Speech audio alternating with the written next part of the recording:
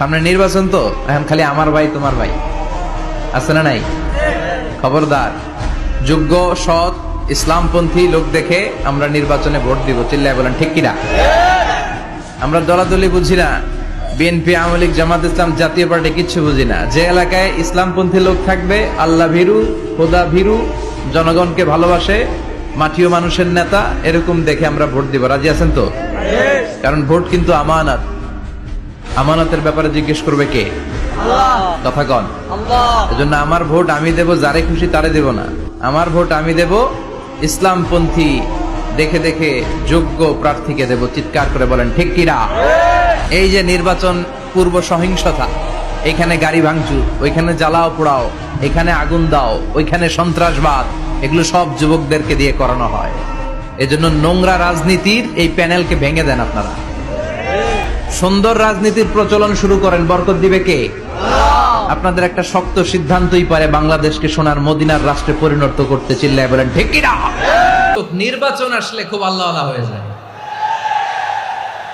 তখন দেখবেন মাথার মধ্যে হেজাব লাগায়, পাঞ্জাবি লাগায়, আল্লাহ হয়ে যায়। নির্বাচনও নাই, এরপরে আল্লাহর কথাও নাই।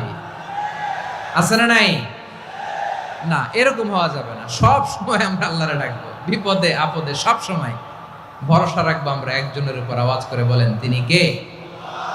এ কথায় আল্লাহ তাআলা আমাদের চোখে আঙ্গুল দিয়ে জানিয়ে দিলেন, ফাইদা রাকিবু ফিল ফুলকি দা'আউল্লাহা মুখলিসিনা লাহুদ্দিন ফালাম্মা নাজ্জাহুম ইলাল বাররি ইযা হুম ইউশরিকুন। আল্লাহ বলে, একদল লোক আছে, তারা যখন নৌযানে চড়ে, জলযানে চড়ে, সাগরের মধ্যে যখন জাহাজে চড়ে, লঞ্চে চড়ে, তারা যখন তুফানের সম্মুখীন হয়, তখন তারা আল্লাহরে বড্ড বেশি ডাকে, একান্ত ভাবে ডাকে, বিশুদ্ধ চিত্তে ডাকে। আবার তুফান থেকে তাদেরকে সেফ জোনে নিয়ে, নিরাপদ জোনে নিয়ে যখন বন্দরে আমি আল্লাহ তাদেরকে ভিড়িয়ে দেই, ওই লোকগুলো আবার আমি আল্লাহর সাথে শিরিক করে। এরকম আছে না নাই?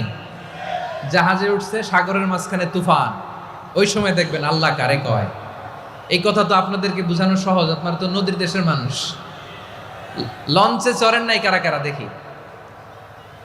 লঞ্চে চড়ছেন? হ্যাঁ,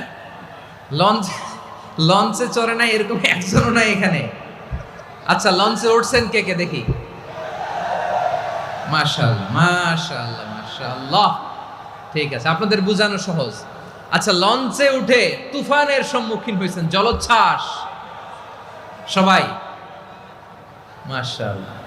তো এই ওয়াজ তো আপনাদের মুখস্থ, ঠিক কিনা বলেন? আমার বলার দরকার নাই, বলেন।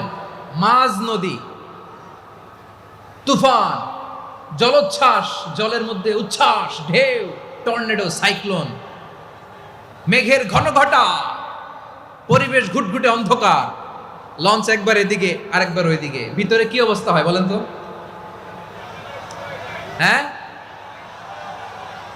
তখন মুসলিমও আল্লাহর ডাকে, হিন্দু আল্লাহর ডাকে, ঠিক কিনা বলেন? আস্তিক আল্লাহর ডাকে, নাস্তিক আল্লাহর ডাকে, ঠিক কিনা?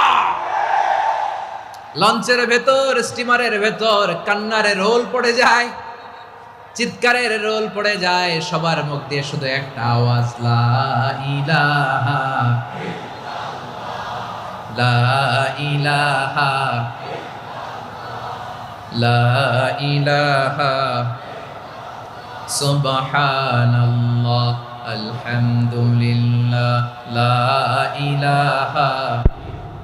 আল্লাহ নামের জিকির করবে যারা, আল্লাহর কাছে প্রিয় তারা, আল্লাহর কাছে প্রিয় যারা, জান্নাতে প্রবেশ করবে তারা।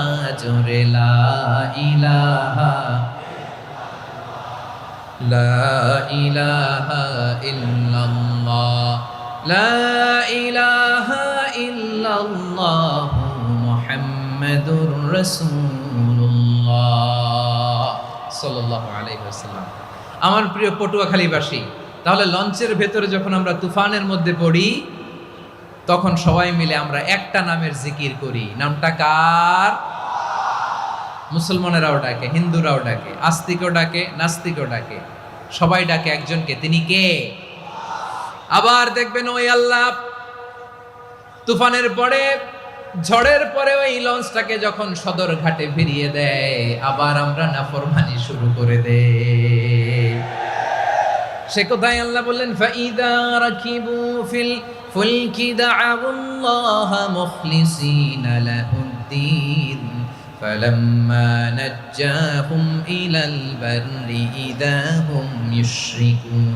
সাগরে যখন তুফানে পড়ে আমি আল্লাহর ডাকে, আবার আমি আল্লাহ যখন বাঁচিয়ে দেই, আবার আমি আল্লাহর সাথে শিরিক শুরু করে। আমরা কি এরকম হতে চাই নাকি? এরকম করবেন? হ্যাঁ না, আমরা তুফানে পড়লেও আল্লাহরে ডাকি, আবার বাঁচায় দেওয়ার পরেও ডাকি কারে? আল্লাহকেই ডাকি। বিমানের মধ্যে মাঝে মাঝে দেখবেন যে এয়ার টার্বুলেন্স হয়, জানেন? এয়ার টার্বুলেন্স জানেন তো? মাঝে মাঝে বিমানটা বাউন্সিং করে, বাম্পি, ভেরি বাম্পি ওয়েদার। শোনেন নাই? 40,000 ফিট উপরে যখন থাকে